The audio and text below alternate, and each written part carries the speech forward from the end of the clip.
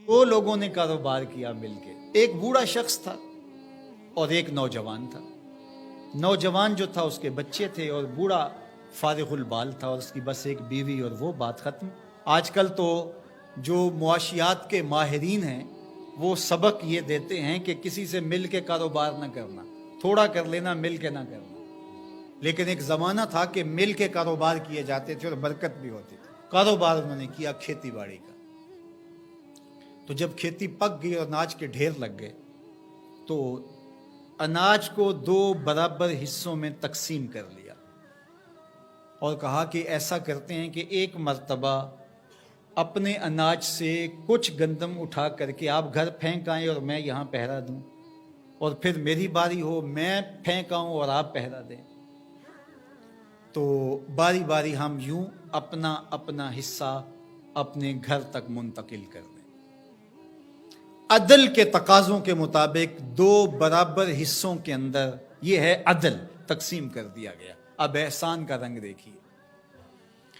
जब बूढ़ा शख्स गठड़ी उठाए, अपने हिस्से की गंदम से, गल्ले से कुछ हिस्सा उठा के घर छोड़ने गया, तो जवान ने सोचा मैं तो जवान हूं, मेरा गल्ला साल से पहले ख़त्म भी हो जाएगा तो मजदूरी करके बच्चों का पेट पाल लूंगा, लेकिन बूढ़ा क्या करेगा।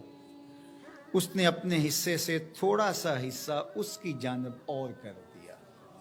ये है एहसास, ये है एहसान।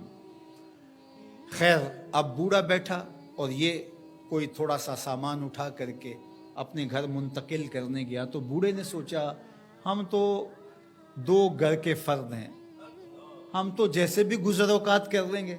इसका गल्ला अगर साल से पहले ख़त्म हो गया, छोटे छोटे इसके बच्चे हैं, ये क्या करेगा। उसने अपने ढेर से थोड़ा सा सरका के उसकी जानिब कर दिया। अब एक फेरा वो लेके जाता, एक फेरा ये लेके जाता। जब वो जाता तो ये अपनी जानब से उधर कर देता, जब वो जाता तो वो अपनी जानब से इधर कर देता। दोनों के घर भर गए लेकिन गल्ले के ढेर भी ख़त्म नहीं हुए। ये है एहसान। फिर सोचने लगे ये हो क्या रहा है, तो फिर राज खुला कि हम ये करने जा रहे हैं। तो जब एहसान करोगे तो वो भी एहसान करेगा। तुम उससे बड़े सखी तो नहीं हो। लेकिन आज क्या होता है, आज अगर दो इकट्ठे मिलके कारोबार कर लें तो बाबा जाएगा तो जवान उधर से कर लेगा, और जवान जाएगा तो बाबा जी कहेंगे थोड़ा सा मैं इधर से कर लूं, तो दोनों के घर भी खाली रहेंगे और गले के ढेर भी जल्दी चुटकी में खत्म हो।